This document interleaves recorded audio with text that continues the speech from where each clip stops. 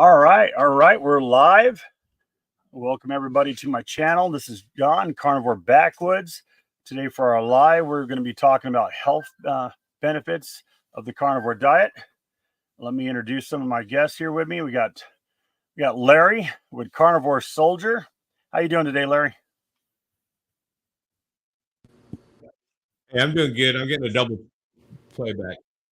Hold on a second. Let me check my. You got a window open?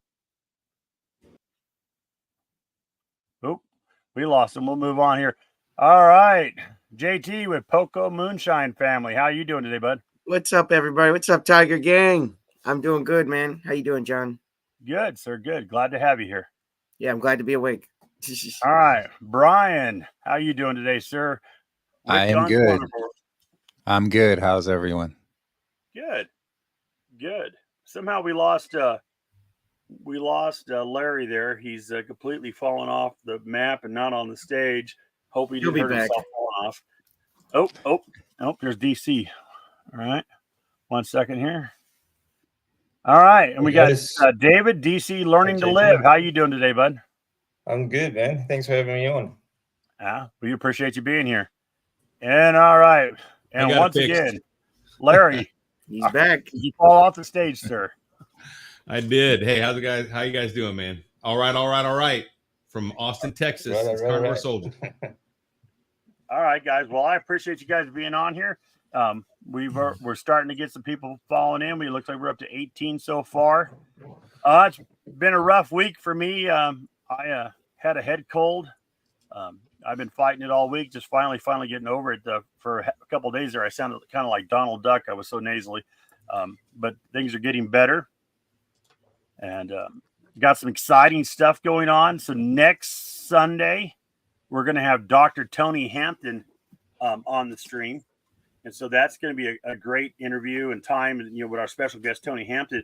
And then Dr. Kiltz has just confirmed for the 22nd. And so I'll be putting that live stream together. And we're going to have a live stream with Dr. Robert Kiltz. So there's some good stuff coming down the pike. Definitely want to mark your calendars and keep that one in mind, and come in and ask your questions, because we're going to have the doctors in the house to answer some questions. JT, you got anything you want to announce this week? Put up a bunch of new merch. Some of it thanks to John. He sent me some cool designs, so I appreciate that. I've got a new interview with my Gramps that I just did yesterday. I've got a lot of exciting stuff coming up. I just haven't had a chance to edit it all, but stay tuned to the channel. I appreciate you guys, Tiger Gang. All right, Brian, what do you got going on this week? So I should have an interview with semi-retired Bob, where he interviewed me, going out on his channel here in the next day or two. And then I'm going to be interviewing him, and that'll come out on my channel. And, I've got like live streams. Well, after this one, I guess I don't have one until Thursday. I kind of take a little bit of a break from live stream. So I got my typical Thursday evening live stream, and then I'll just be working on regular content throughout the week. All right. Well, let's go down to Dave real quick. Dave, you're new on the channel. We appreciate you being here. Tell us what's going on in your life. Tell us a little bit about your channel. Tell us how to find your channel. Okay. Thanks for having me on first, John. I really appreciate that. I'm DC Learning to Live. And basically that's what I'm doing. My channel is all about learning to live again and starting again after, pretty much rebuilding everything after health problems. And at the moment, what I've got going on, working on a little bit of some content at the moment, talking about health, improving health with our diet, obviously carnivore, and getting off drugs for one, getting away from pharma, bringing back independence. And I think coming up soon, actually on the 14th, I'll be talking to Larry. So I'm looking forward to that as well. Outstanding. And actually, I'll be having from the 19th to the 3rd of November, I'll be in Japan for a couple of weeks. So I'll be getting a heap of content from Japan while I'm there. I'll be doing a tour of what they call meat yakiniku tabi holiday restaurants, which is all you can eat barbecue meat restaurants in Japan. So I'll be bringing someone that home with me. See if you see Dave Mack there. You need to reach out to Dave Mack. He's in Tokyo. Yeah, I'll be Come bring about the wig. yeah. I'm I'll not be exactly a sure little where bit he's at in north. Japan, but yeah, you should email out to him. I mean, you'll at least be in the same time zone with him, and see if you guys can hook up or something. That'd be cool. Yeah, that'd be cool, actually. Yeah, I got his email if you don't have it. Okay, yeah, sure. All right, I'll shoot it to you after the live today. All right, Thanks, man. Larry, you moved all the way to the last place on here. You're up at the top box. Now you're down at the bottom. Are you happy today? That's okay. I like it because you're going to start doing stuff in reverse. I know you're going to say, all right, let's start from the bottom. That's always my luck. But so today I've got this, and then I just released yesterday the latest Mission Carnivore interview, which if you haven't checked it out, is Carnivore Scott Price. He's an Air Force retiree. So he talked about his first 80 days, which actually it was 79 yesterday, but we called it 80 for the video, and his successes and what he thinks about it. So that was really valuable. Wednesday, I have my Hump Day live stream with several people on it. I think you might be on it, John. I don't know if you're on that one or not. I got to look. I'm going to be on there, but I'm going to be a little bit late to it because I have an interview with a former fat girl. Oh, yeah. And that's going to go right up to yours. And so as soon as I get done with that one, I'm going to run across town and jump in on your stage. I got to get her on too, because she's a vet, Air Force vet. So I'm going to get her story on here too. And then Friday is DC. We're going to be talking his story and just, I mean, if you haven't seen the cancer story he's got and the earthquake and tsunami, I mean, he's quite the wimp to only be one tsunami, only one earthquake, and only a couple bouts of cancer, and he thinks it's a big deal. But anyway, so we're going to talk about that. Anyway, I love to watch a winner. I love to, I'm a big proponent of resilience, and resilience is not about not getting knocked down. It's about getting up and how you get up and how fast you get up and how effectively. And it's a skill that you have to learn. And the only way to learn resilience, you can't read about it. You got to get knocked down and get back up. And this guy, DC, is a resilient cat, man. He's my kind of guy. So I want to talk to him and find out, his story on resilience and how he built that up. Absolutely. Thanks, Larry. I appreciate that. Yeah. Me and DC have been talking. David and I have been talking. So we're planning some stuff too. I'm on Facebook and social media quite a bit, as you guys are aware, and I'm always posting some inspirational stuff. But he's beating me to the punch most mornings. I get up and there's a fresh post from DC Learning to Live with some really inspirational stuff. So if you're not following him on Facebook, make sure you reach out and look at find his Facebook page. It's DC Learning to Live on YouTube. Is it also DC Learning to Live on Facebook? I don't have that in front of me right now. Yeah, that's right. It's the same on Facebook and Twitter and Instagram. Yeah, definitely give his channel a check. I'll see if I can throw it up here in a little bit to give him a plug for his channel. All right. Well, guys, I just want to thank my supporters here real quick. Let me flip over here. For those of you guys that are on there, if you're into carnivore crisps, they're supporting my channel. They give me a 10% discount. You can get the coupon code there, Backwoods, and save 10% on every order. So check that out when you have a chance. And we will move on to our subject at hand. So, David, you're overcoming, or you're recovering. I don't know. That's not even the word I wanted. Tell us about your cancer story. Tell us about how cancer and carnivore come together. Tell us, where you're at. Oh, that's a long story. That's okay. Where I'm at right now, though. All right. Well, I'll just cut to where I am now. Okay, so I've had 2 diagnoses of stage 4 follicular lymphoma. It's a recurring type of blood cancer that just means that it will. The only hope you have is a remission period, and the more you treat it, or the heavier you treat it, the shorter the remission periods are, and the more treatment you need going throughout, well, for as long as you can handle it, as long as your body can handle it. I had my second diagnosis within 2 years, even though I was still being treated. I had been treated a solid 2 years before and still got the second diagnosis. So that turned into 3 years of solid chemotherapy, basically. But I've kept it in remission now for 9 years on low carb diets, mostly eating, just meat. There was a period there where it was, a mixture of everything, because there was that period where you just think, well, hang it, what's it going to do? Give me more cancer, sort of thing. So I ate everything. But after cleaning it up and then going carnivore, all of my blood markers right across the board, my lymphocytes, platelets, and everything have, in my most recent blood tests, have all come into a normal, healthy blood range for the first time in 12 years. Nice. Way to go, brother. So it's it's like I keep saying, it's a healing diet. It's a healing way to eat, and it's the proof is in the black and white. It's about right now. I've gone from unable to move on 40 plus different medications down to 0 medications and doing pull-ups. Not only, well, pull-ups. I can do pull-ups with a hand clap at the top. So I'm doing all sorts of things. Deal. Yeah.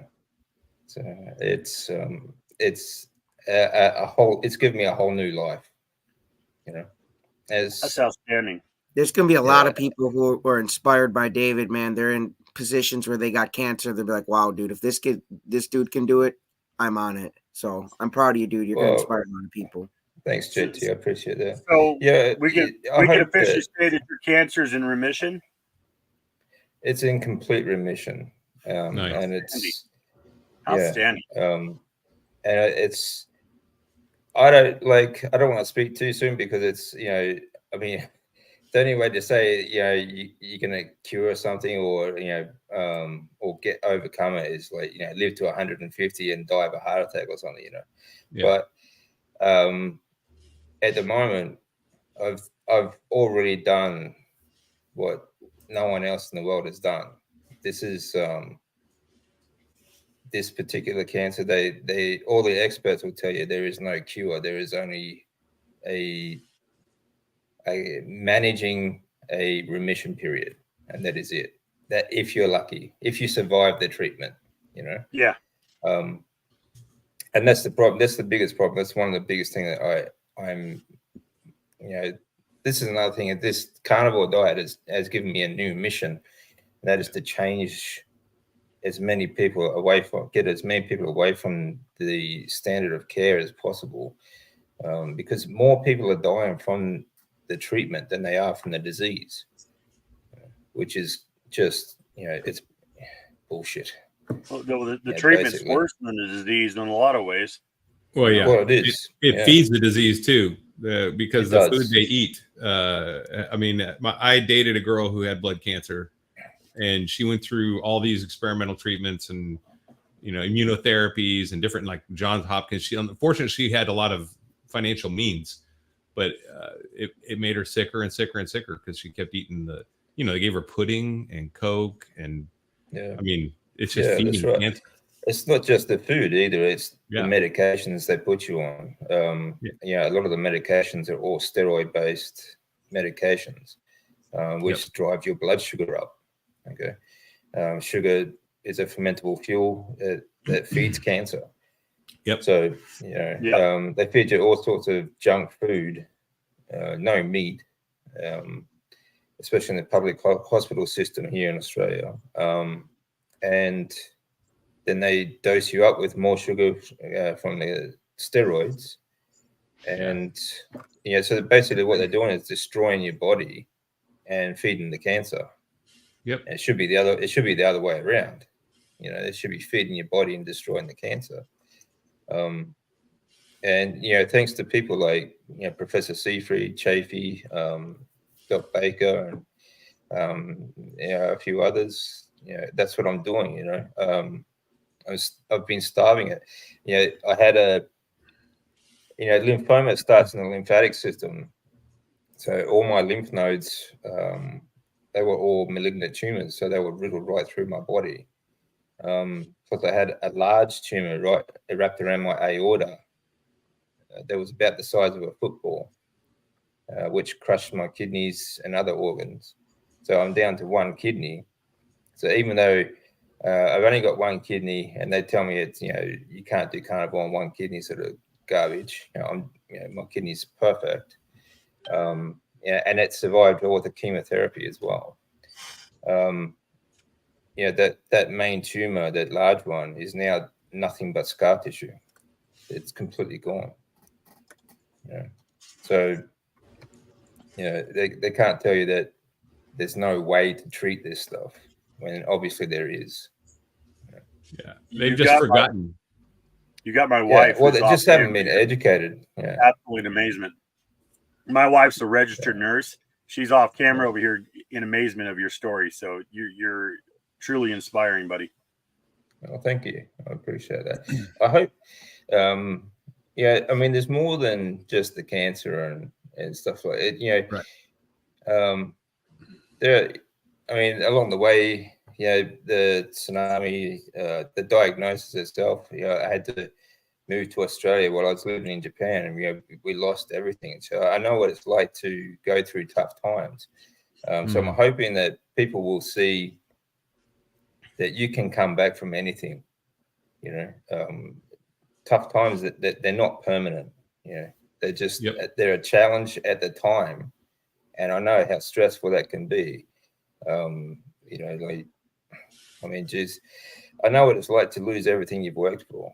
And basically, I went from when I was first diagnosed, I had after losing everything because of it, all I had was a small backpack full of clothes. That was all I had left in the world. And I was sleeping on, friends and family's couches and spare rooms while I was being treated. It's in all of us. The resilience to come back from anything is in all of us. And I've seen a lot of people, take their lives because they think that they've lost it. Yeah, but they really haven't. Everything that we have is because of what we have inside us. So, and it's always there. You can always get more. Well, David, we appreciate you being in here with us today, bud, and that is truly awesome. And definitely want to follow your story. If you guys haven't liked David's channel, it's at DC Learning to Live. Definitely give it a follow. And check out his channel. Give him some subs. Give him some likes. Go hit a like button on all our channels. Hit the share button. Let's get his message out there to the world, because people need to know that there is an answer for cancer. It's not a complete death sentence. There are possibilities out there. You can starve cancer if you cut the carbohydrates out. I watched a video on Ken Berry did with another doctor, and I'll have to go back and look that one up because I don't know it off the top of my head. But he was talking about the fact that sugar feeds cancer, and you get off the carbohydrates, you can starve cancer. That's right. So that if you get got off the medications. Yeah. Oh yeah. The medications. I mean, even medications that they have to take for just everything else can drive up your blood sugar, can drive up your insulin resistance. There's so many side effects to these medications that they don't tell you about. I got to piggyback off what you guys are saying. I was at the dentist this week, and they had this big free bowl of suckers for anybody. At the dentist, at the dentist, dude. Yeah. So it's crazy, isn't it? It is absolutely crazy. You got to stay in business. I was going through treatment. While I was getting treatment, they would give you you hooked up to IV, so these chemicals can run through your body, and they come around with there's a trolley full of cakes, cookies, and all sorts of other shit. And they feed you all sorts of different, Coca-Colas, and other soft drinks.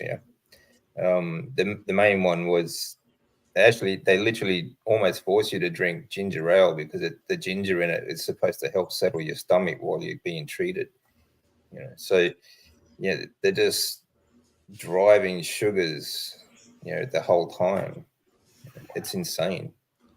And I didn't think much of it at the time because I just figured, just these are the experts, so and some of these so-called experts would tell me that junk food is actually not it's pretty good while you're going through cancer because there's not enough nutrients in it to feed the cancer, which it just doesn't make sense even at that level. Like you're thinking, well, there's no nutrients in it.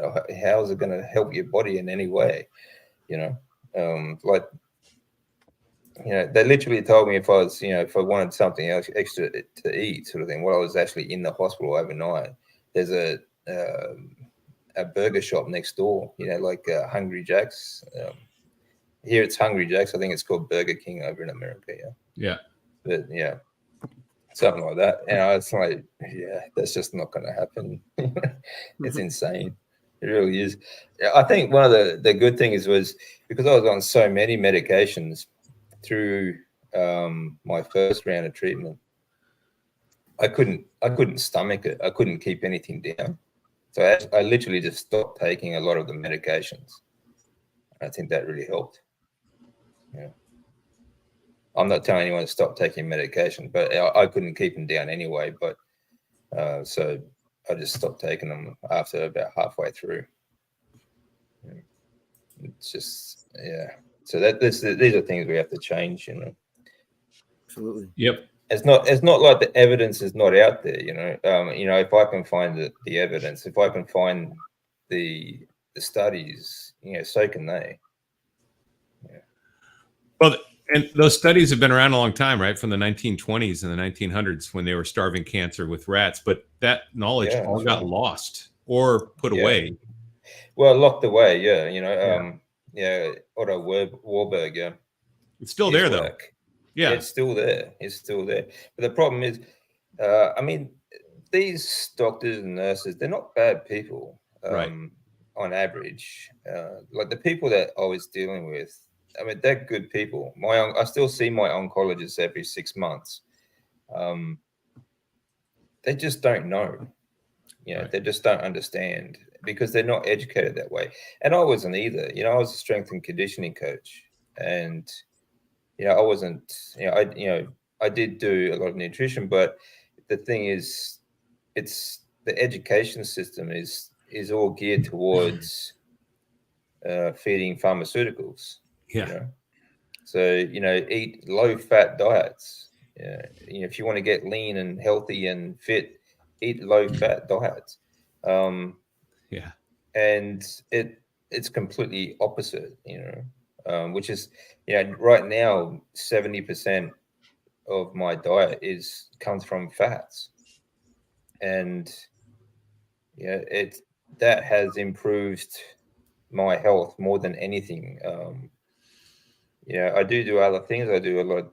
I do deep breathing exercise, and of course exercising is key as well because and this is actual proof that we are built to move. Our lymphatic system needs movement. It needs muscle contraction to push that lymph fluid around your body. And your lymph fluid is made up of, fat-soluble vitamins, minerals, proteins, white cells, and it's also the waste, collects waste from your mitochondria and other things. So, for your bone health, for your immune system, for all your nutrients, you need fats, and this is something that, and you need fats and movement to be healthy, the increase in fats has, it used to be, I would take months, literally months to get over a cold, Last month, I started getting a cold. I had a sore throat. I was starting to bring up some mucus. I increased my fat intake. I kept moving. I didn't stop going to the gym. I didn't stop doing any of my routine, and it was gone in 2 days. Nice. So, Awesome. To go from battling a cold for 3 months down to 2 days is just incredible for me. A flu would, a couple of years ago would put me back in hospital. So, it's not like, if I can do this, then it's not like it's impossible for anyone else. Anyone can do this. And I'm pretty sure, it's not going to take a lot of education or re-education for doctors to understand that either. No, I mean, we have the receipts. I mean, you're a living proof of it. We're all living proof of what we've all gone through. We've all got the receipts to prove what we're doing is not only working. We're striving. We're thriving. Here's DC Learning to Live's YouTube channel. DC Learning to Live. He currently has only like 242 subscribers, and honestly, that number needs to move. So share his channel, share his information, subscribe to his channel. Let's help get his message out there to the whole carnivore community. Share it on your favorite groups. I don't care. Put it somewhere just so that everybody can see it, because I really think that this message really needs to resonate across the whole entire community. You see that top photo there to the left, or the tubes hanging out of my chest. That was going into the transplant that nearly, pretty much did kill me. But you see how big and bloated I was. This was after the clinical trial that I went through.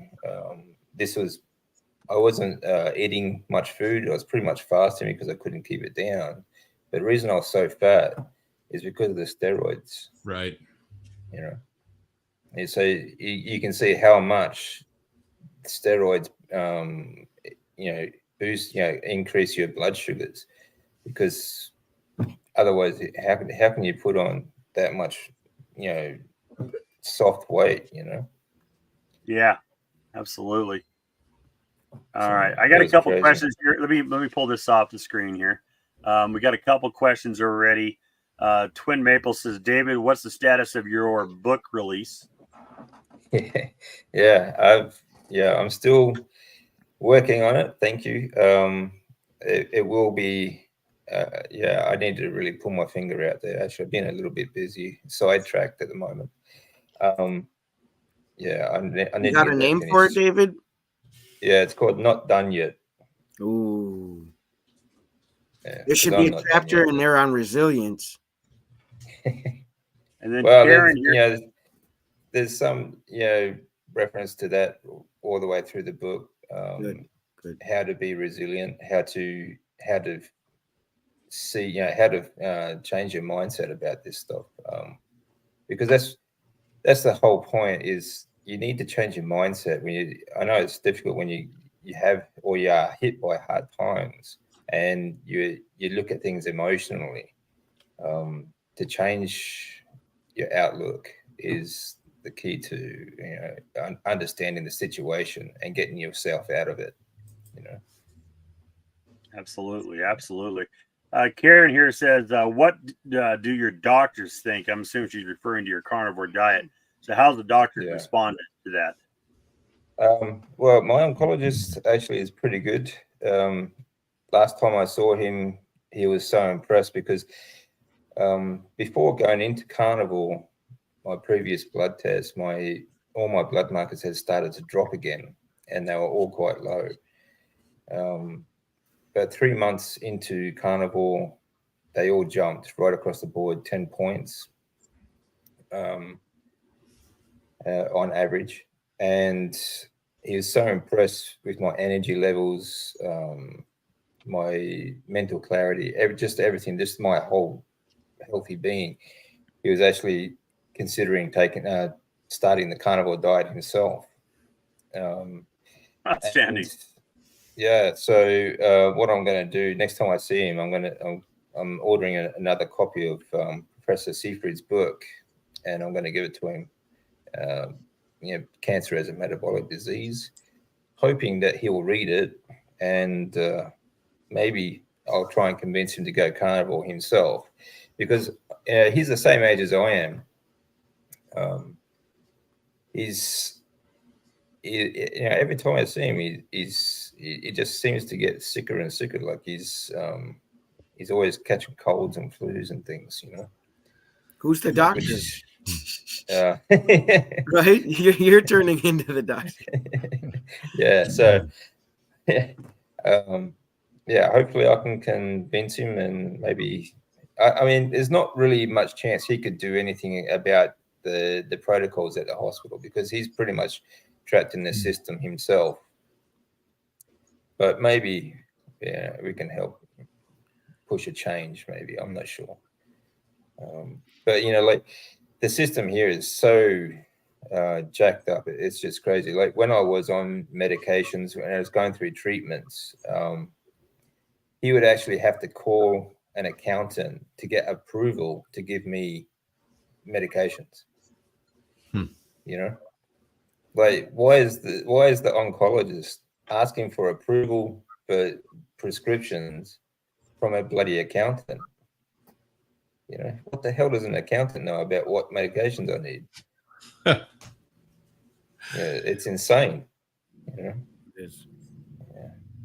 But that's what happens that's what happens when you get a socialized medical system. Yeah, bureaucracy gets involved and everything goes that way. I mean, when I was in the Army, I remember that we have a counter artillery protocol. So if people fire rockets or missiles in, we can target them immediately because we have radar that tells us where they're at, and then we can fire on them. And that's the way it used to work for years. But then around 2008 or 9, I think, they introduced lawyers, so that what had happened was, okay, now we got the target, we're going after counter artillery. Let's send it off to the lawyers, and then the lawyers actually go to artillery school to learn what kind of shells they're using. And then, so you got lawyers in there determining whether they can fire back. And then you only have 2 minutes to return fire because they'll leave. So it's like most of our missions got canceled because lawyers. It's ridiculous, but that's what happens. Government just, good idea fairies come in and they start interjecting themselves in everything they have no business in. Like accountants have no business in that. But that's what happens. Yeah, it's insane. Absolutely insane. Yeah. So, but hopefully we can change the world. Yeah, hopefully. Yeah. Guys, if you got questions for David here, please put them in the comments. Put some cues in front of it. I'm going through and looking for them. Definitely worth talking to here and having some questions of. Honestly, I don't even feel like my health changes are anywhere near what David's dealing with. So, I'm in awe of you that you're dealing with what you're dealing with, and the fact that you've gone carnivore and it's helping.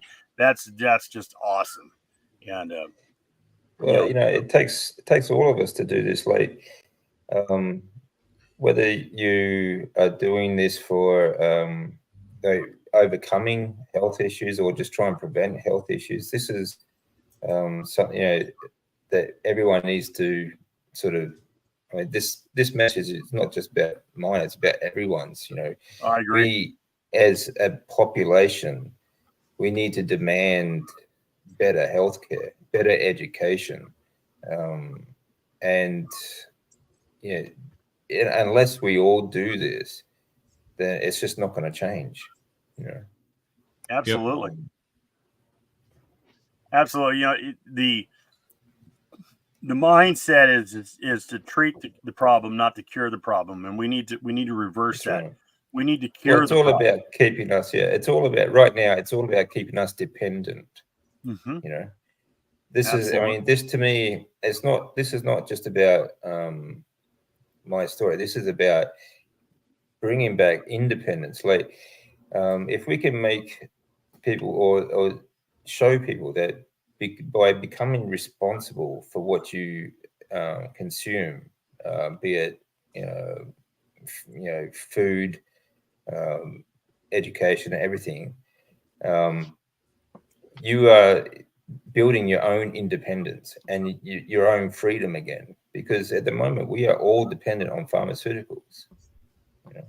The education feeds the food industry feeds pharmaceuticals. Yeah. And this is something, this is what's running the world. Like if we want to be independent, if we want to be free, then we need to be responsible, and we can be our own doctors. We can take care of our own health. Absolutely. And it's just something that everyone needs to. They need to be intentional. The biggest problem we have in the world is that people don't think anymore, because they just react to life instead of leading it. They just everything is given to them. All their information is given to them. We're pretty much hand fed. That we just go to the supermarket, we can pick up whatever junk we want. We don't even have to do that. We don't even have to leave our homes to get fed anymore. Just call up Uber or deliver a pizza or whatever. But look at what it's doing to us. We're just immobile, don't move, completely. Just largely sedentary people.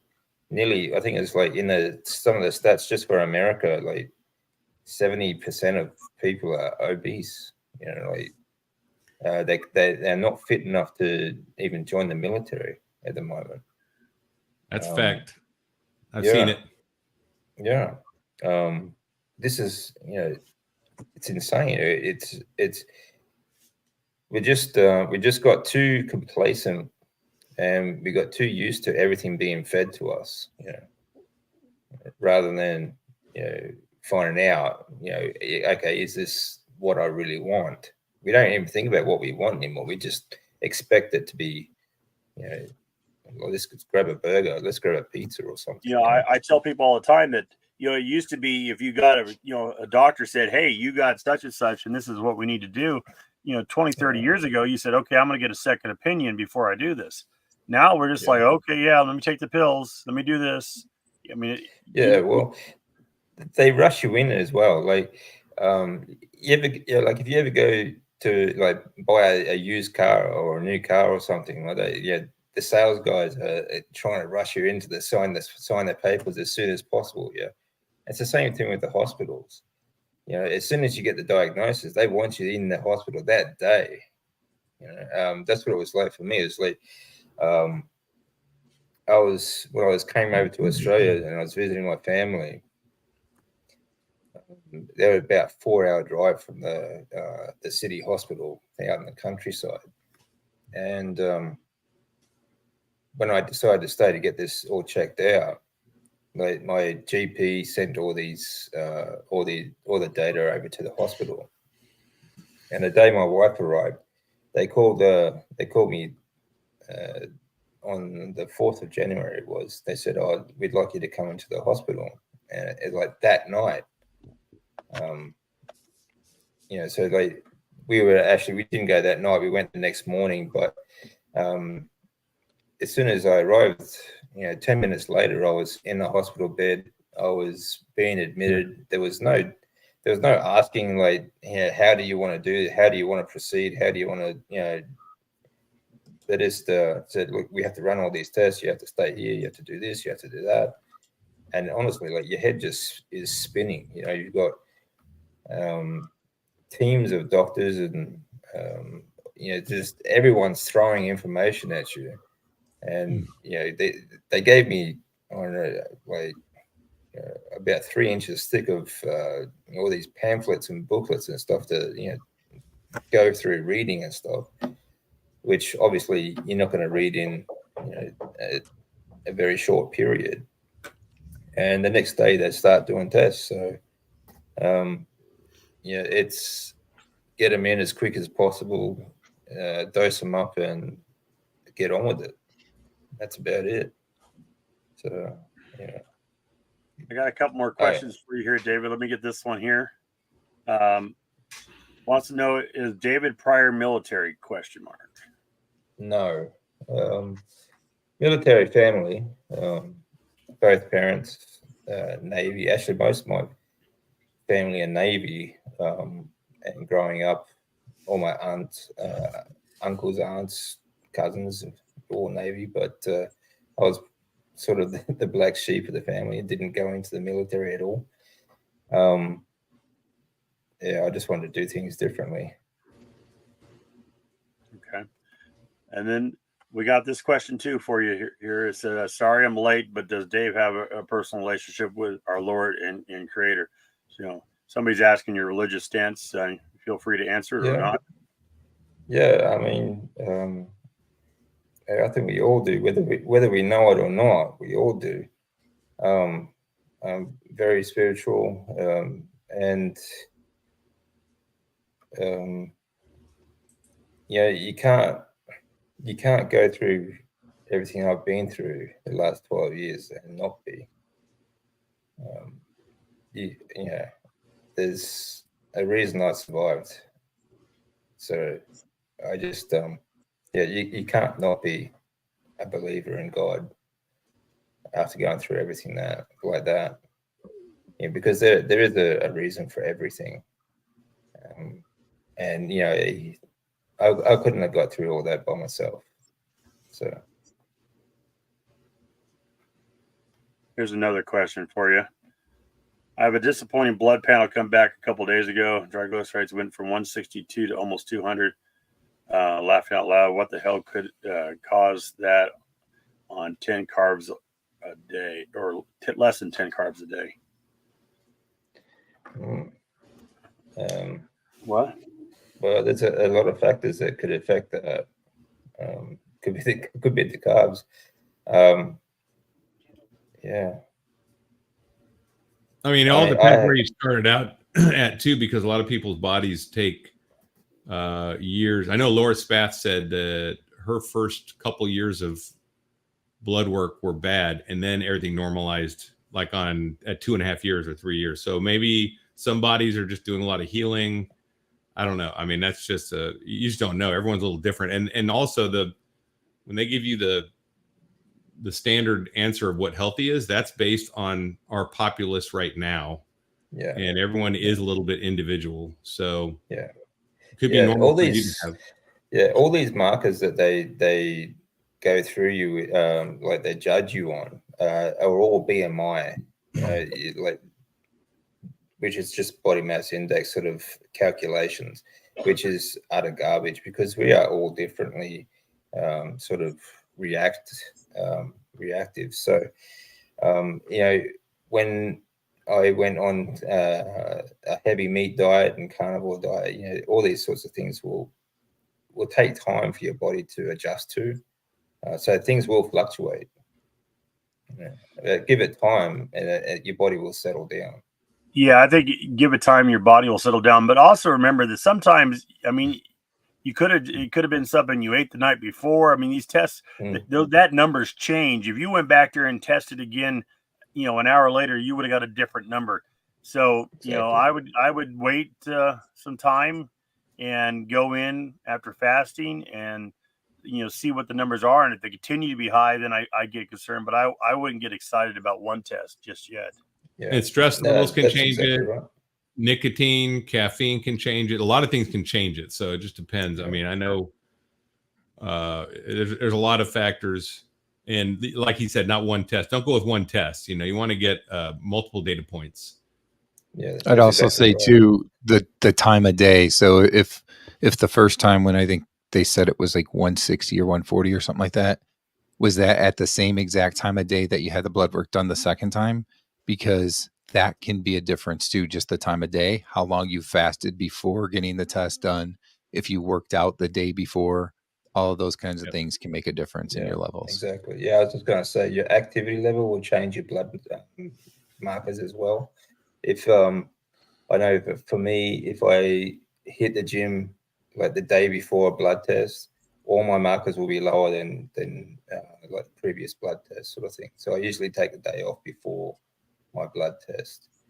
So because that will activity level will change your blood counts as well.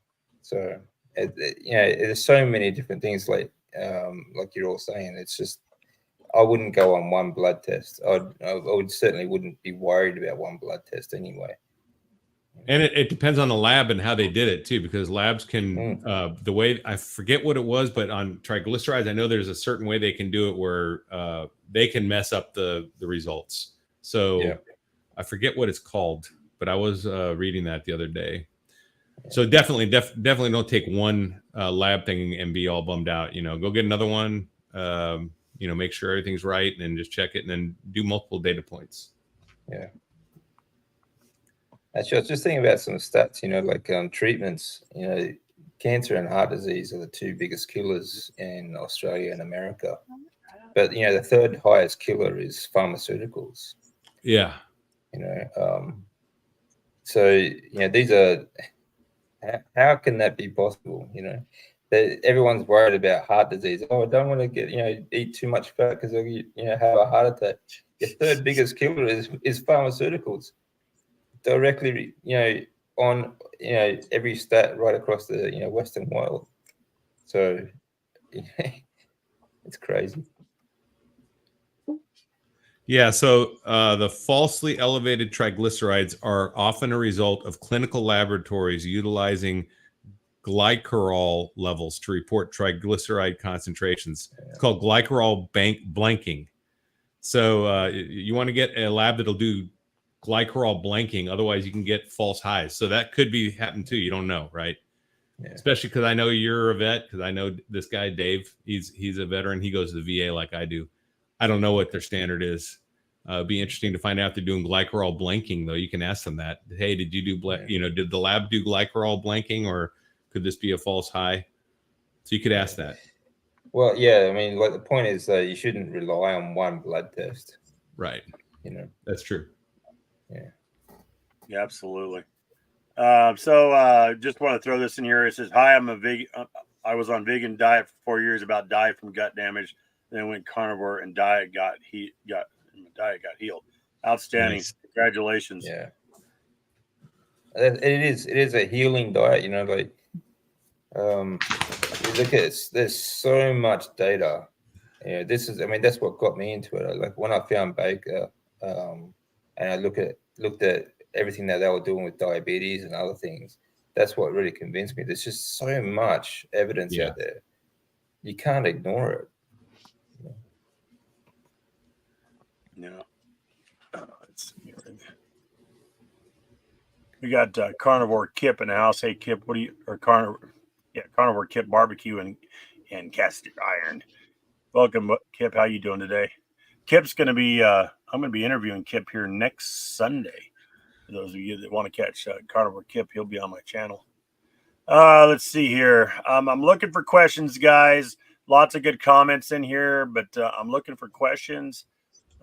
We'll go ahead and throw this up. In front of it, guys. Put a Q in front of it. Helps us out. Put a Q in front of it so I can find it.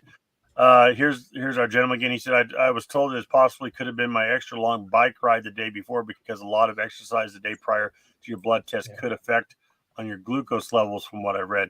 That's absolutely true. Yeah, that's absolutely true. Yeah. And he's a long distance rider. He does like 100-mile rides. So he's a pretty good athlete. I know the guy, so it could be. Outstanding. Maybe next time you get a blood test, don't do a ride the day before. Yeah, take it easy, man. Less is more. Especially if you're doing long rides. When I was younger, when I was in my 20s, I used to do a lot of triathlon and stuff and marathons. We would ride nearly 1,000 kilometers per week. You get blood tests done at that when you've done that level of cycling or long distance sort of training. Your blood markers are all over the place. Yeah, you start breaking down protein and making sugars because you need it. Yeah, so your body's in the process of doing that, and you could have a carryover the next day. There is a carryover effect on triglycerides. I know that. Yeah. So there is, because it takes you a long time to actually recover from that. Yeah. Blood wise. Let's see here. He said, I'm definitely going to retest in a couple of weeks, but yes, I had fasted about 11 and a half hours, and I did eat a pretty high fat dinner prior to fasting. Yeah, I'd give it more than a couple of weeks. I'd give it a few months. I mean, if you could test yourself into insanity. If you go every time you go there and test, you're going to get something different. So I wouldn't get too overly crazy with it. It's like watching the scale every morning and going and jumping on it. Well, every day you're going to get something different. And one day you're going to be up a couple pounds, and you're going to be down a couple pounds. I mean, it's not good for your mind health to do that type of stuff. Yeah, exactly. All right, I got a couple questions here. Let me pop these in. Trina says, any suggestions on finding a doc to support carnivore? There's like 2 or 3 different. If you look up low carb doc, diet doctor, there's another one there. I found like 3 different sites. But Trina's local here to where I am. Trina, I've only found 2 in the area that support a low carbohydrate ketogenic diet. One's over in West Knoxville. You can look them up. I think they're both in West Knoxville. One's over off of Hardin Valley, and the other one's over off of Parkside. But that was the only 2 I could find local here. So let me know if you find something else, because I'm definitely looking around for a different doctor for myself. Just keep firing every doctor until you get one you like. That's as simple as that. You're going to find one who supports you. I'm half tempted to just start sending them Dr. Barry's books and see if they can learn how to read. Unless you're in the VA system like me, and then you don't get to do that. Yeah, you just get what you're assigned because it's a military hospital, right? You get what you get, and you don't throw a fit, right? But I was pretty happy. My doctor, because they saw my blood work, and then when I told them I was on this diet, they had me come back in 6 months later to another blood panel, and everything improved. And she's like, I'm like, well, and she's like, well, I wanted to put you on some drugs for your thyroid, but you're still in normal and everything's getting better. Plus you've lost 30 pounds. And I'm like, yeah. So I'm like this. And I said, I'm just going to keep doing this. She said, yeah, I agree. Your body's responding well. Keep doing it. But then like, she couldn't help herself. She's like, just make sure you eat low fat proteins. And I mean, and I saw her catching herself saying that. And I'm like, no. And it's like it's just ingrained so much that's what she says. That was part of their paradigm. They need to reprogram. That was my conversation with my doctor. We went through well, you're looking good. Your blood pressure, your sugars, all this stuff's looking good. Oh, but we're going to have to get you on Metamucil because you're going to have some fiber in your diet. I'm like, no. Yeah. That's what I mean. It's the education. It is. Yeah, it's the education. And so ingrained. And some of it's education. Some of it's just the system. The system is broken, and the people who are controlling it aren't doctors. They aren't medical. They're the ones controlling the dollar bills and who's paying what. And we need to overcome, the hierarchy and the structure and get it reset up to where it actually is about curing patients, not treating them. Well, all the dollars are lined up against us. That's the problem. All the dollars are because I don't know how it is in Australia, but we have the Food and Drug Administration. So the government is there managing the food and drug and being funded by the food and drug companies to make us sick. That's exactly the same here. And they're part of the USDA. It's called the TGA. Yeah, here it's called the TGA. It's exactly the same. It's terrible. Except it's I would say it's more corrupt here. At least you guys have a base of freedom. Australia's never had freedom. So Carnivore Kip got a question. Yeah, it's just nuts. Carnivore Kip says, "What are y'all's single greatest improvement?" JT, you want to start, and then we'll work our way around. No more sleep apnea, man.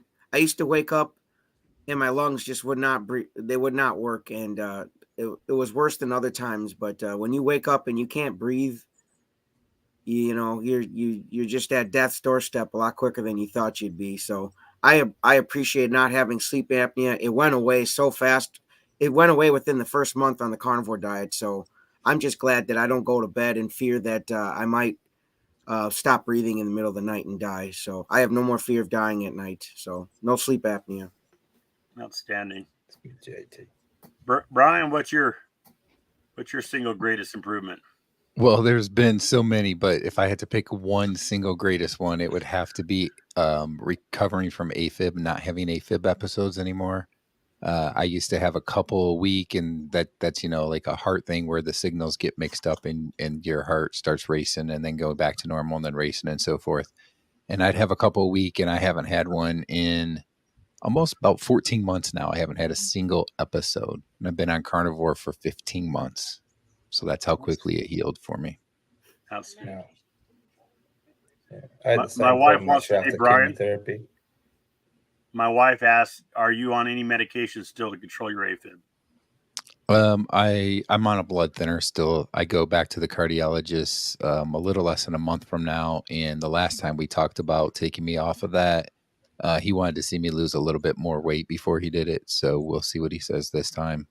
I'm I'd like to get off the blood thinner, but I'm not necessarily gonna, like, if he says, well, I still want to keep you on it, I don't think I'm gonna say, oh, I'm gonna go off it. I think I'll wait another 6 months if that's the case, because I think I could lose more weight still. But we'll see what he says. He might be fine with taking me off it now. Sounds like you're on your way, though. Eventually. Yeah. That's excellent. Larry, what's your single greatest improvement? So if I had to lose all my benefits from carnivore and I could only keep one, it would be my mental health, because I was at a point before carnivore, and I don't know if I would be able to keep it if I didn't have all the other benefits too, because basically my body was breaking down. I'm 57, right? I came from being an athlete and being an athletic soldier to barely hanging on my last couple of years in the military, and not even be able to run my last year because injuries were piling up and the weight was coming on and my body wasn't responding to exercise like it had. I used to do CrossFit and stuff, and I couldn't do any of that stuff anymore. The injuries were just too much. And then so basically I'd gone for my whole life being a planner and looking forward and being excited about my life and what I was going to do. Even in my late 40s and early 50s, I was kind of that way. So I'd gone to the point where I was just, okay, I'm just going to hold on and try not to die early and not get too sick. And I was just like coasting down and looking forward and seeing my dad and his wife and looking and thinking that's my future. Or my mom, who died of Alzheimer's at 67, 10 years from where I'm at now. And I'm thinking, well, okay, these are not good outcomes. And after being on this for 6 months, of course, my health's amazing, all the things that happen. But my mind is now, it's like I wake up and I am optimistic for the first time in years, where I look forward and I'm like, I can't wait to meet people, to do things, to go places, to see things. That is a change in me, and no more depression. The anxiety's gone. My my stress levels are way down. So I think that's the one thing I would hold on to, because I think if I had that, I could recover everything else, right? So that's the one thing I value the most. Yeah, I would say it's much the same, actually. The mental health, I've got a very long list of health improvements, but the mental health has been a huge difference for myself also. Especially after, basically, I had 3 years solid chemotherapy, culminating with the stem cell transplant. My brain was cooked. Yeah. All of my organs were cooked. I used to pass layers and layers of thick skin, and I'd bring it up from my esophagus because I was burnt from the inside.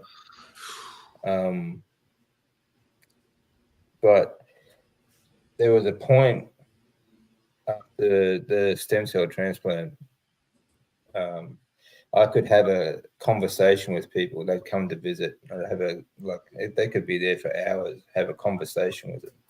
And, as soon as they've left, I would completely forget ever seeing them. Wow. Even to this day, I cannot remember the conversations or ever seeing them there. I just rely on what my wife tells me. These people came and saw you. You're talking about this and that, and I still cannot recollect them ever seeing them. and that took a long time to. My memory's still not 100%, but the mental clarity over the years has just improved and improved and improved. And since going carnivore, has been like a cloud lifting off your mind. Yep. That has been. I mean, obviously, I have a very long list of these wonderful improvements health-wise. I can move again. That was a really big deal for me, getting off the bed after years of not being able to move, being able to walk again, but being able to think again, that is most important to me, I think. Yeah. Absolutely. That would be my number one. I remember a conversation I had with the wife here a year or two ago where I told her, I said, I'm not as sharp as I used to be. I mean, I used to, it was there, and I was on top of things, and it was starting to get to this point where I was just in a haze, and you'd forget things, and you'd walk into a room and you're like, why did I come in here? And you just start getting this going on, and I started writing it off as, well, I'm pushing 50 and I'm getting old. And I guess this is all old age. And this is what I got to look forward to as I slowly lose my mind, and get older. But the carnivore diet, not only am I sharp again, I'm sharper. I'm doing multiple things. I'm doing YouTube channel. I'm doing Facebook. I took on a bigger position at work, and it's all there, and I'm thinking straight, and I'm planning things, and I'm back on top of things that there for a while was just all mush. So mental health, that's absolutely my number one. And then after that is just curing diabetes and getting off all the medications, and I'm almost off my blood pressure medicine. So that would be my number two. But yeah, mental health is absolutely worth it. If I didn't lose another pound, I tell people all this time, they're like, oh man, you're looking good, you're losing a lot of weight. I said, I don't even care about the weight loss anymore. This is all about the health improvements. I don't care if I lose another pound, as long as I can maintain my health, it's worth every bit of it. Yeah, that's exactly right. Losing the weight is just a byproduct. It's about your metabolic health, and that's what's important to everyone. Everyone wants to be healthy. Yep. Looking good in the mirror, that comes second. Got another question. What time was that? From Gail Ivy. What time? I'm trying to find it. I'm looking at my sheet. Let's see. It's a lot of comments. Yeah. It looks like 12:50, so 1:50 your time. Must have skipped it by Gail Ivy, 1:50 p.m. your time. I'm working back one sec here.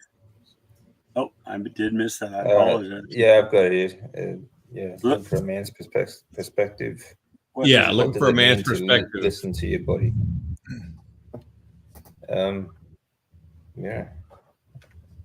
Who wants to tackle that one?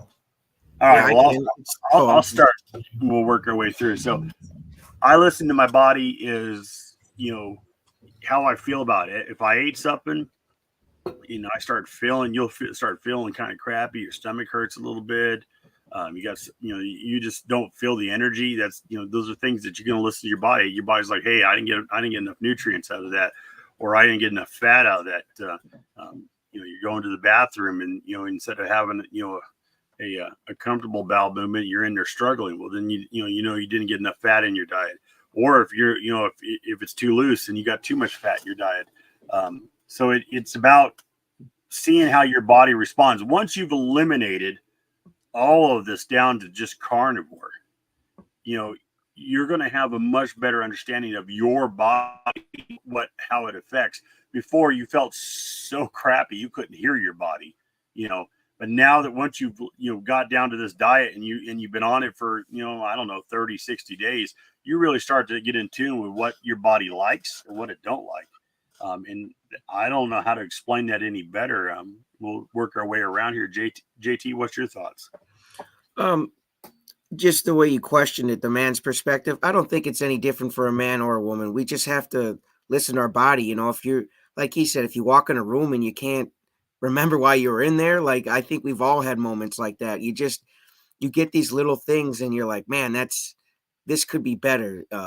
That's that happens for all of us. So we just got to listen to our bodies, like he said, if you eat something and it gives you heartburn, maybe don't eat that again, or if it makes you low energy, maybe don't eat that again. Or if you fasted too long and felt not good, maybe don't stretch your fasting that long. So I think we all can listen to our bodies, man or woman or whatever. So just take the time. And I feel like I've got a better ear. I feel like with Carnivore, it took the earwax out of my ear to listen to my body, and I'm hearing it better than ever. The smallest little things, I'm listening to. Like my body will say, "Hey, man, enough with the dumbbells. Like let's add something else in." So I bought a jump rope, and you just gotta listen to your body when it's begging you for something extra, something more, something new.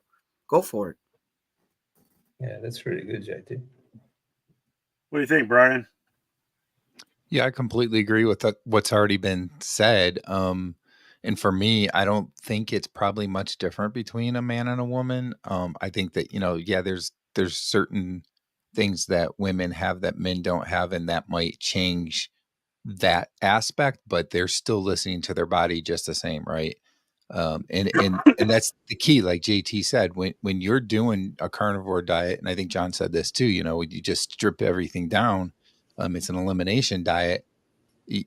What you're eating is the proper thing that you should be eating, and no matter what it's talking about, like if you ate something that you shouldn't and your body didn't respond correctly, then for you that's not good. For somebody else, they might not have a bad response to that and they might be okay. And that's what it means to listen to your body is, and same thing, not even talking that, just like how much you're eating and so forth. Everybody eats a different amount. Everybody requires a different amount. And, listen to your body as when your body is full. It's not like eating carbs where you can't really tell when you're really full, right? Because you always have those cravings. Once you've been on carnivore for a while, you kind of know when you're full, and that's when you can stop eating, and you don't have to eat again until you're hungry because you're not going to have a craving like an hour later. So that's what I feel with it. Absolutely. DC, what's your thoughts? Yeah, I'm the same. Yeah, I have a code that I live by. I think that the body will do whatever the mind will tell it to do, and the body will teach the mind that it can push the body further as you get to every level. Once you get past every sort of goal. But having said that, like I used to pretty much ignore what my body did. Like before, about 2 weeks before I was diagnosed, but the day I left Japan, I was in the gym. I had very high stage 4 blood cancer, and I was still hitting the gym hard. That day I think I deadlifted nearly 500 pounds, things like that. But what I've noticed about the carnivore diet, I learned to listen to my body after the stem cell transplant because I could feel the meat. I could feel, the body craving the meat and the fats. But what I've noticed on carnivore is that these responses are very immediate, whereas before, like on a standard diet, I feel like the body was pretty much numb, or I just didn't listen to it. But on the carnivore, everything you eat has a very immediate sort of response to the body. If you eat too much fats in the morning, for example, you're going to be on the toilet that day. If you eat, if you take in something like that's not on carnivore or just reacts differently to you, you'll get reflux like immediately, like that, like in the next hour or so. So I just feel like the body is more sensitive and more alert on the carnivore diet. So everything is a very immediate response, which is great because you can then adjust immediately as well. You can adjust a lot quicker.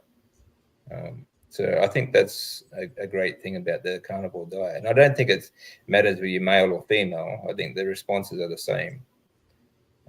They're always going to be immediate responses. Agreed. Larry?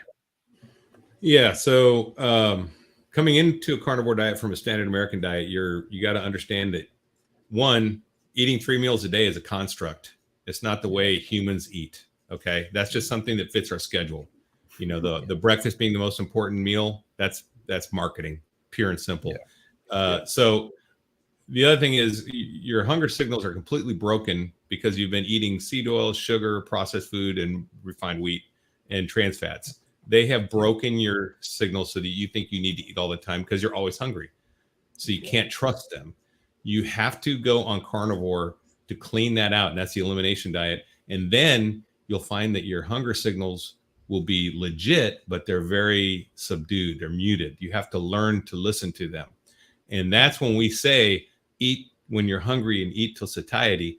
Well, you know, we are so used to eating when we're bored and eating when we're emotionally stressed. That's not even hunger. That's just like, I need something in my mouth right now. That's a oral fixation, right? I'm going to eat this cracker or something. So it's a skill you're gonna have to learn. But once you get full on that skill, like today, I haven't eaten yet, and it's 1:12 p.m. I'm not hungry. I listened to my body, right? I woke up, I made breakfast for my son. I watched him eat. I had a glass of water. I'm just not hungry. I'm listening to my body. Yesterday, I ate 2 meals. Day before, I think ate 1. Day before that, I think ate 3. So you just listen to your body and eat when you are hungry. And don't, if you can, I know people have jobs and they have windows when they can eat. I get that. But, you know, your body is not made to eat on this construct diet of breakfast, lunch, dinner. Okay, that's completely man-made. That's not natural. If you look at the Inuit or you look at the Maasai tribe, they don't eat breakfast, lunch, dinner. They eat when they're hungry or when they have food. And that's kind of the way it works. So you do have to listen to your body, but you have to learn how. It's a skill. You can't just start the first week and listen to your body because you're going to be eating all kinds of junk. And so when people start the diet, usually I say just get some appropriate snack food and have it standing by because you're going to be snacking. And I was snacking on bacon and all kinds of stuff. I started out eating 3 meals a day and snacking. I shifted to about 3 or 2 meals a day and much less snacking. And then by the 3rd month, I was on 1 or 2 meals a day and almost no snacking. And I think that's a natural progression when you start learning your body. So yeah, so listen to your body, just take some time and some practice. You can't just read about it. You have to experience it. Yeah, that's great, Larry. Yeah, you're right. Like I was saying, like the standard diet, it leaves you numb. Like you said, all your receptors are just being disconnected basically by all the seed oils and all the junk food. So you just don't know what you're feeling. Really, you can't feel your body so much. Yeah, it is reactive though. It is because you're actually reacting to. You can't listen to your body proactively, right? I mean, because if you're listening for a signal and then reacting to it. That's the way it is. But I just love how immediate it is on carnivore. Oh yeah, you know. I like to say that you don't have to guess if it's working. Carnivore just works. That's right. You start knowing right away. Right. Yeah. It's just so much. It just makes it so much easier to adjust. Yeah. Well, I would say this. I say that it's reactive until you understand it. Then it's proactive. So, in the beginning, you're going to react to what your body's telling you. Then by that learning, you're going to be proactive to not do it again. So, it's both. It's reactive and proactive. It's exactly. Learning from what's going on and then being proactive so that you don't do that again. Yeah. And that's why I'm kind of against, especially when you're starting fasting, because if you introduce fasting too quickly before you've actually learned your signals, you're gonna throw things out of whack. You need to actually listen to your body. Your body will actually tell you if it needs more stuff too. So listen to your body in the beginning. Now later you get advanced, you want to introduce some kind of long fasting or religious fasting, that's fine. But when you first begin, I would just let your body try to find its balance, and that way you can start learning to listen to it. If you start introducing long fasts and dry fast and all these things, it's gonna be really hard because you haven't even mastered your basic signals Yeah, you have to understand your signals before you can do a fast properly, because it will mess with you if you don't understand what's going on. Yeah. I mean, you also have to adjust. Your body needs to store things too before you fast. A lot of people don't have enough iron levels, for example, when they go into fast, and then they just feel that all their energy is drained and they can't handle it, so they start eating again. Absolutely. So I think, exactly. You really need to be on the carnivore diet for quite a while before you start a long fast, I would say. I still have not done a very long fast. Basically, fasting for me is from dinner time from 6:30 p.m. to breakfast and 7 o'clock in the mornings, depending if I have breakfast or not. But that's about as long as I fast. Yeah. The longest fast I'll do has been 48 hours, but I have to prep for that. I have to make sure that I ate a proper meal with with high protein, high fat, preferably ribeye or something along that lines, and then I will do the 48-hour fast from that point. But if I try to do it and I've ate something like chicken or something, heck, I can't even get through the next day half the time after eating chicken without getting hungry at lunch. Yeah. Our buddy Kip here is doesn't have smoking any cheese on the smoker here. So now he's gone from the carnivore diet to the lion diet to the sea lion diet. Now he's on the cheese smoking diet. Poor Kip. It's better than smoking the ganja, man. So keep smoking that queso dip, man. Smoke meats, not weeds. Yeah. And then Trina says that's a great way to explain it. It works for male and female. Absolutely.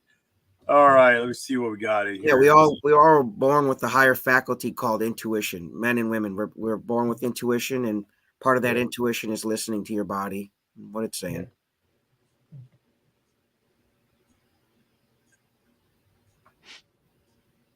I'm looking through comments, guys. Yeah, there's a lot of them. Yeah, Trina's got another question. For Trina, yeah. At the bottom. Trina, at what time? At the bottom. I see it. There it is. What do we got here? I have never tested my ketones or had my blood drawn since I started. What do you think? Should I go get my levels tested? No, not unless you need to. I mean, there's no requirement to do it. You can do it if you want, but you're if it makes you feel better about it, then absolutely. But I don't see the need to run out and do it. What's your thoughts there, Larry? Definitely not ketones, because you're going to be in ketosis if you're eating low carb. I did it in the beginning, but that was more of a keto thing where I was managing my carb intake. But on this diet, you can't help but, because you're doing a quote unquote zero carb diet, which is as close to zero as you can get. Don't worry about ketones. They'll be there. That's not something you have to monitor. But your blood work, like they said, I mean, I get my blood work done annually, and whenever they call me to, because they require it, because I'm a veteran and they do that. So other than that, I never used to get my blood work done typically. If you feel good, you use your non-scale victories, your mental health, your physical energy, your motivation, your weight loss, all that. If that's all tracking the right direction, you're probably fine. But I'm not a doctor, so that's just me. That's what I think about myself. Yeah, I agree. I mean, there's really no reason to have blood tests. I mean, just go on how you feel. You feel okay. I mean, unless you have a medical problem that you need to gauge it against. I mean, the only reason I take blood tests is because, obviously, for tracking my health conditions. Other than that, I don't see a point in having a blood test done.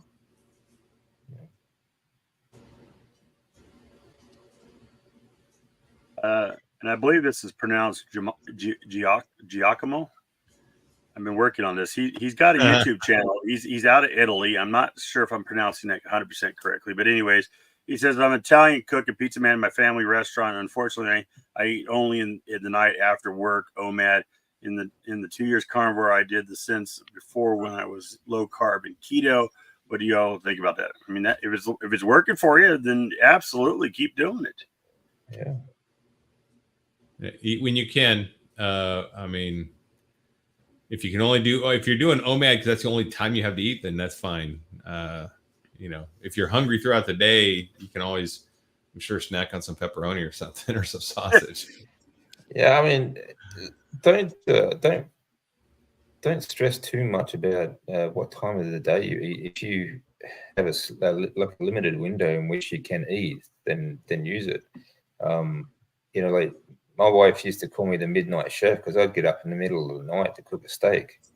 You know, it's just eat when you're hungry. You know, especially if you're only doing one meal a day, I really wouldn't worry about what time you eat it.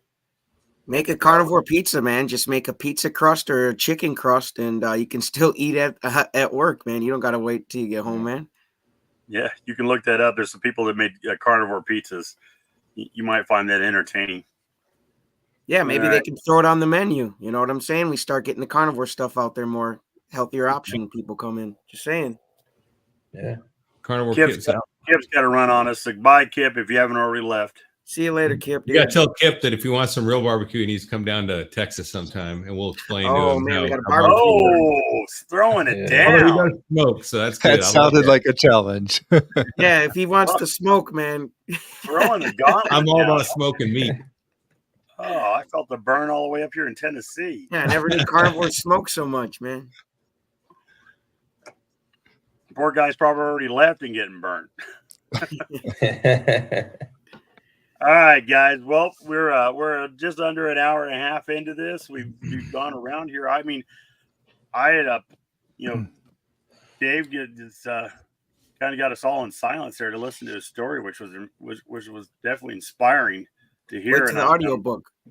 Yeah, I'm excited to hear more about his story as it goes on and how he's going to overcome and defeat this, and set the story straight. Yeah, absolutely. David's setting the bar, man. He's setting the bar, and he's setting the bar real high. So, yeah. So we appreciate you being in here with us, bud. I'm going to go around. Having me on. You know, if there's any more questions, now is your time to get in it. I'm not. We've gone through here. I'm not going to drag this all out unless we need to. Speak now or hold your peace. Yeah, speak it now. Put the cues in there and ask some questions. Otherwise, we're going to call it a day, and I'm going to prepare for my my live stream tonight with Carnivore Oregon, Becky. Keto-Vorgonian, I like this. Vorgonian, yeah. Yeah. Anyways, let's work around, and what's your thoughts, JT? What do you got going on? What's your thoughts for closing this out, sir? Don't compare yourself to someone else's health improvements. Just like when I got all excited watching Kerry get all his health improvements, it wasn't a jealousy. It was like, man, I didn't have all the things he had going on, and I don't have all the things David and everybody else had going on, but we all have our own things, and we're going through them together. But just get excited for your own self, your own results, whatever they may look like. If it's sleep apnea, try to get rid of it. If it's IBS, try to get rid of it. If it's blood cancer, try to get rid of it. If it's depression, try to get rid of it. But don't compare yourself and say, well, this person had this. Just take your time, make good decisions with your diet, drink the water, get the salt in there, stay carnivore, as low carb as you can, and give yourself time to heal, because we didn't make all of these damaging in diseases and things overnight. It took a while for us to get there to do all the damage, and unfortunately it might take some time to undo them. So just be patient. Good stuff. Good, yeah. Brian? So I'm going to take a little bit of a track here, and I'm going to talk about the hospital food, since Dave was talking about that in Australia. In the US, it's really just as bad. So I had somebody that was in the hospital that I was visiting this past week, and they were in there for heart stuff. The next morning they were going to have a procedure done to have I forget what they call it, a heart cath, where they go in and look for blockages. And so they were on the heart healthy diet in the hospital, which it even says on the menu, it says low fat, low sodium. That's what they go with. And so the eating options were very weird. You could literally order a packet of sugar, a packet of artificial sweetener, or as many packets as you wanted. Anything that had sugar in it seemed to be okay. And it's based on the government's standards, right? The guidelines that they provide. So the hospitals have to follow those guidelines. And it's just crazy. Like, under eggs for the heart healthy option, you had to do the alternative, which was just egg whites. Jesus. Which is interesting because some people even have allergies to egg white, so they would just eat the yolk, right? But it was interesting. You could have all kinds of salad dressings, which are made with seed oils. It's just, sugar, seed oils, that kind of stuff are fine under a heart healthy option that you have to take if you're in the hospital for a heart type of reason. And then you need to be low fat and low sodium. And it's just crazy. And I think that is unbelievable that we continue to go with that same standard. There's research out there. There's science is always improving, yet the guidelines from the government never change. It's the same story that was fed to us 60, 70 years ago. And it's like, we don't think that anything has changed with science, that we haven't learned that maybe, okay, that actually is good for us and something else is bad for us.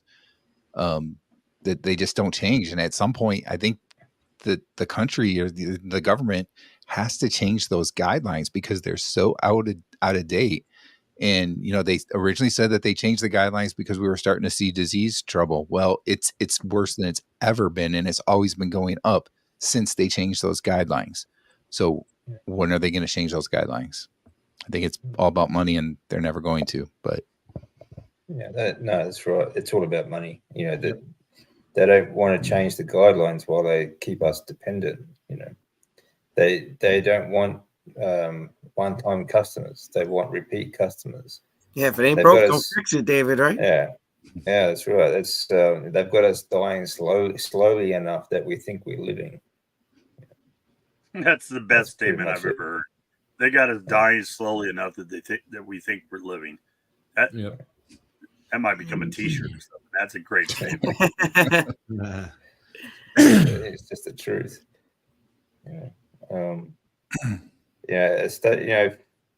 Sorry, if you want to tackle that question. Yeah, we could throw that question out here. Somebody popped this in here. Primal Mike said, "Any hobbies that can prevent you from sitting still on the couch, crafting, art, modeling, etc." For me personally, I do a lot of YouTube, so that keeps me pretty busy between YouTube and social media. But I also make handmade leather gun holsters, so that's my craft. You can find my Facebook page at Collis Holsters on Facebook. I love making custom fitted leather holsters for handguns. So that's my big hobby. My wife, she's been doing her little hobby. She's got some jewelry she's been making and been doing some knitting stuff. So that's crochet. Excuse me, crochet. I've been corrected. So that's kind of my hobby. I mean, let's just take it around here real quick. We'll answer this question before we move out of here with the rest of everybody. JT, you got any hobbies? Yeah, a bunch, man. I love just pushing my son around in the stroller or painting some picture frames. I take blank picture frames and I color bomb them to what the poster looks like for movie posters and stuff. So that keeps me on my feet. And YouTubing, half of it's on my feet, half of it's on my ass. I can admit that because I can't sit on my ass to film. I like to go around and interview farms and stuff. So that's kind of been my newest way to get off my ass when I'm YouTubing, is just to go out to these beef farms and show people. So, and that's been fun. I get to go right on the farm, meet farmers and stretch my legs and get some exercise. So I would, visit a local beef farm. You guys get off your ass.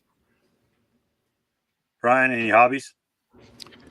Well, I would say that YouTube's probably been my hobby, and I take a lot of time working on that, which doesn't really help, because I'm doing a lot of sitting for that. But really, it's not necessarily a hobby, but just try and walk around and get as many steps as you can. And like I have a desk job, so for work I'm sitting down, but I can get up and walk around, especially if I'm on a meeting.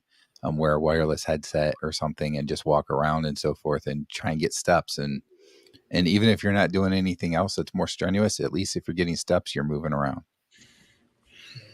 All right, Larry. Yeah, I like to hike, and I do wear a weighted vest, similar to what DC was wearing on his stairs. I guess that was yesterday or the day before.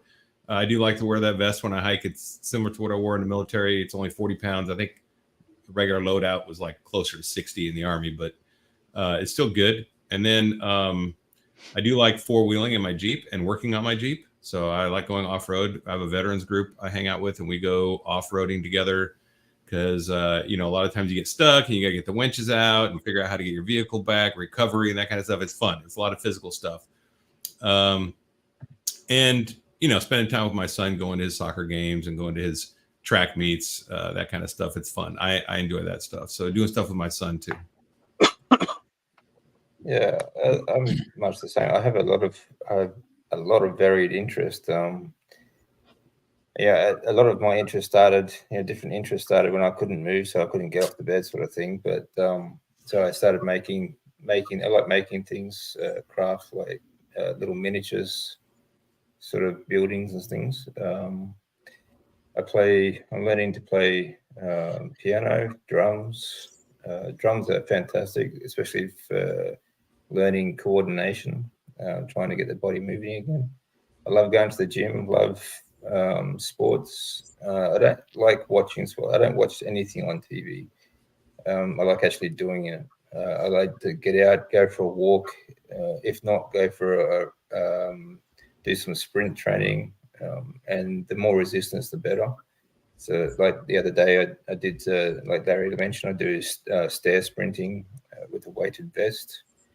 And I like to get outside as much as I can. I think the body is built to move, and to stay healthy, you need to keep moving. Just wanted to bring up one quick thing. When I was in high school, we had to come up with a slogan for activity and stuff. And this girl came up with the slogan. I'm sure you guys heard it too. Use it or lose it. And like you said, the body's meant to move. So use it or lose it, folks. Yeah, exactly right.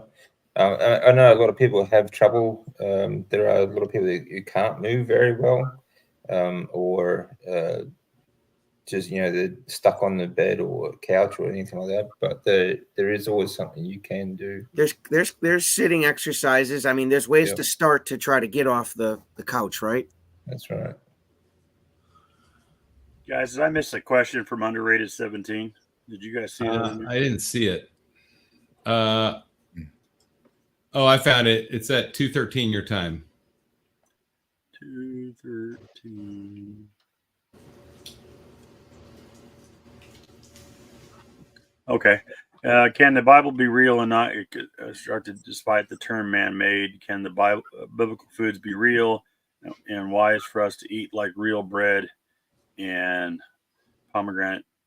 Well, real bread is man-made, so that's right. I mean, so if pomegranate is a fruit. I mean, if you're going to eat a natural meal, I don't think. Yeah, I don't think the Bible is telling us what to eat as far as a menu.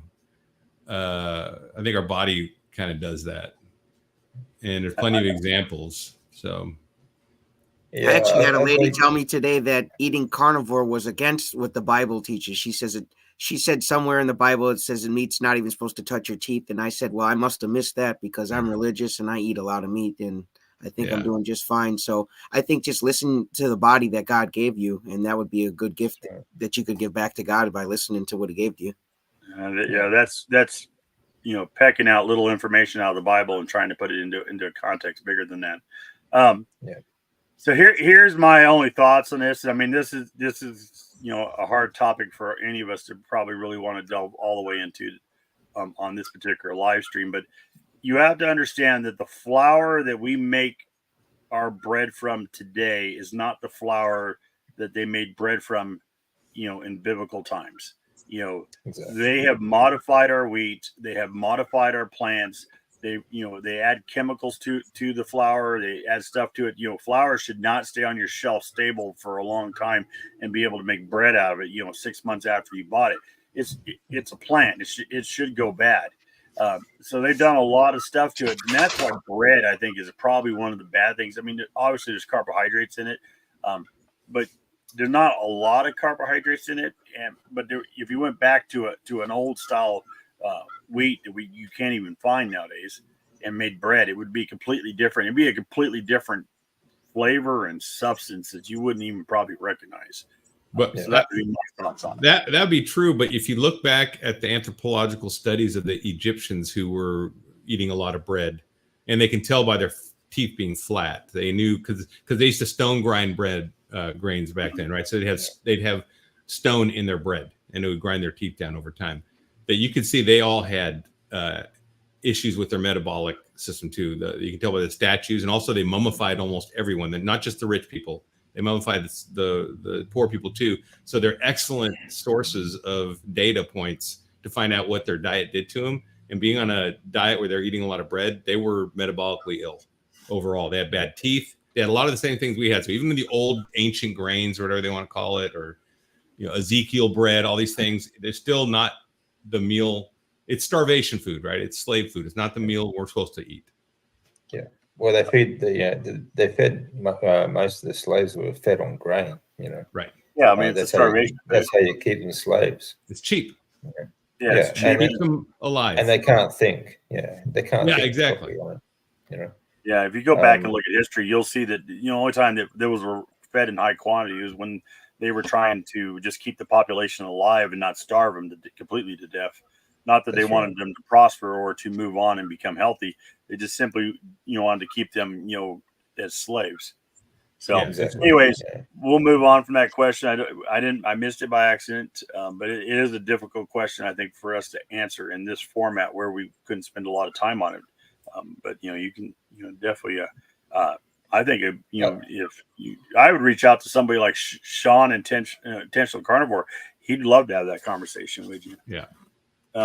Let's see what we got here. Just another thing, I don't think people need to stress too much. If they have, for example, if they have homemade, I mean, like you said, the flour is not the same like a couple of 100 years ago. But if you have a slice of bread, like every now and then, like once a week sort of thing, it's not going to kill you either. Don't stress too much about, you don't want to eat it every day. Yeah. But like once a week or every now and then, you're not going to really it's not going to do you any harm either. So I find it interesting that no one ever brings up the Bible when people are eating donuts and burgers and drinking a Coke. Then it's only when deal. you're doing carnivore, man. It's not just that. I mean, it's any. So people are getting. Okay, I just think our body's meant to run a certain way. We are designed. I mean, I'm a Christian. I believe God designed our bodies to run a certain way, and it's pretty obvious when you put the right fuel in the right engine, you get the right performance. If you get a drag car and you put 83 unleaded in the drag car, it's not going to run very well. You put high octane gas fuel in there, it's going to go down this 150 miles an hour or more, right? So I mean, it's just we don't. I don't know. I think you don't have to parse everything through the Bible as far as like saying, this is not what God meant for us. So we can actually listen to our bodies and see what the results are. And when cancer is being put into remission, when people's metabolic health is reversing, we know those are good fruits, right? So you can talk about the good fruits of the word, right? So these are good fruits. So we can identify a good act from good fruits. And that's what we have here. Yeah, I never got smacked with the Bible on my old diet, man. Just on carnivore, man. I get people slap me with the Bible all the time, man. I'm doing this wrong, doing that wrong. Yeah, eat as many donuts as you want, but I don't know what it is. Nobody challenges me on it. I get flack all the time, man. So. The fact is I believe every word of the Bible, right down to the last dot. But I don't take things out of context. Right. You're going to read it for what it is. and a lot of people will start take one little section out, and they'll be like, well, this is what it says. Well, that's not the context of how it was written. So, if you put it in perspective to when it was written, why it was written, and who wrote it, who the audience was, who the audience was, who it was written to. And if you go back and do some research into the actual original language of the Bible, then you can get back into the original context and the original definition of the words used, which helps a lot because of the translations between Hebrew to the King James version and then all the newer versions that have come out. The translations don't cross completely, and some of the words are used and how we use them today is not how they were used at that time. But that's a story for another day. We're gonna move past that. But I'm always open for discussion. Somebody wants to reach out to me personally, we can have discussions. But I don't think we're going to drag this live out on biblical conversation tonight. I don't see any other questions in here. We were making our way around with final thoughts. David, did you have any final thoughts? Did you want to throw out there? And then we'll go to Larry, then we'll go to me. Yeah, sure. Pretty much like JT was saying, just work on your own pace. Don't really compare. You can't really compare yourself to other people because you either have different problems, you have different circumstances. Just focus on your next step. There's people look at it. It's always good to have a goal, but you're not necessarily going to meet that goal on your time schedule. Don't look at the big picture too often because it could look really daunting at the time. So just focus on the next step. Break down what you need to do.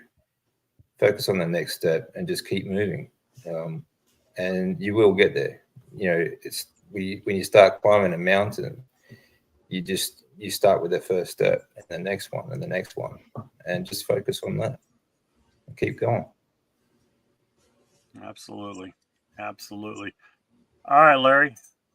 I'm going to make mine an appeal, and the appeal is that starting a YouTube channel is very difficult, and I think everyone needs to find all these contributors, these content creators, and support them.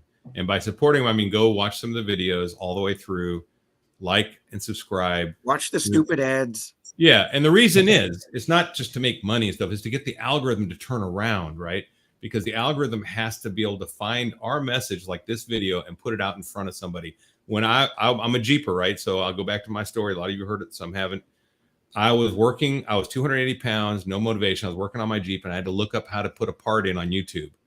And somehow this crazy video came up with Carnivore from Fregno Freedom.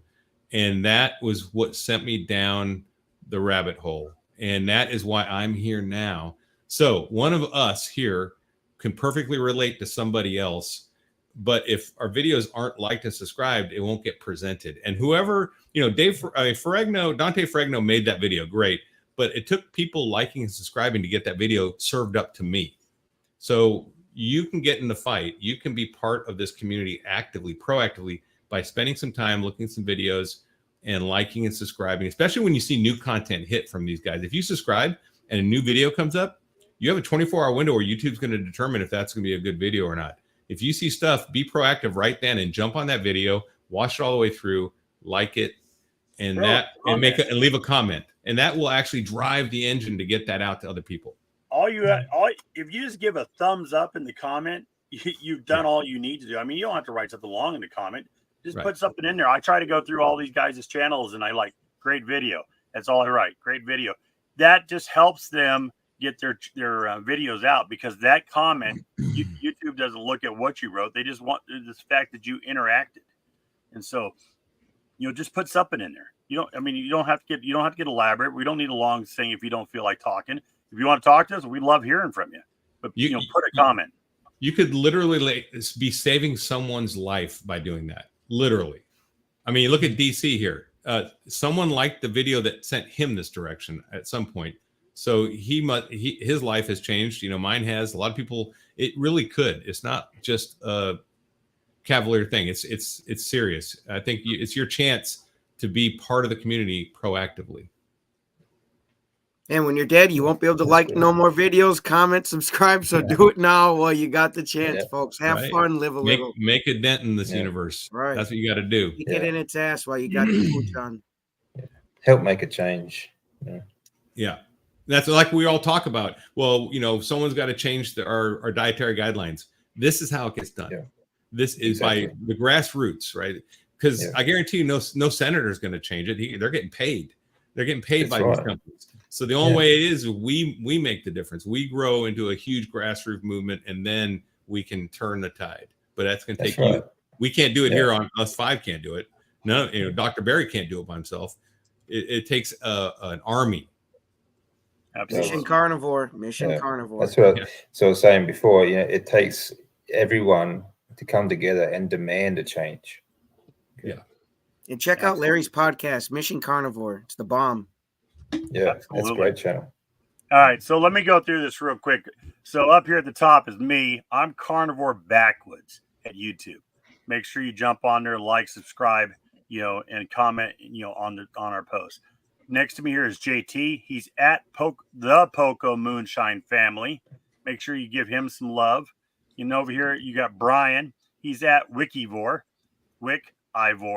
So give him some love. Larry down here is at Carnivore Soldier. Follow him down there. And then DC is David is DC's learning to live. And his channel, that channel should explode. You should share that channel with every single person Anybody that's in the carnivore community needs to subscribe to that channel. People need to hear his message. And so, if you got any old footage, David, of you in the hospital, make sure try to put it in some videos. Look back at whatever you might have. Yeah, I've got some old photos, but that's about it. Okay, do what you can do. All right, so here's my my closing on this. Look, everybody's health journey is different.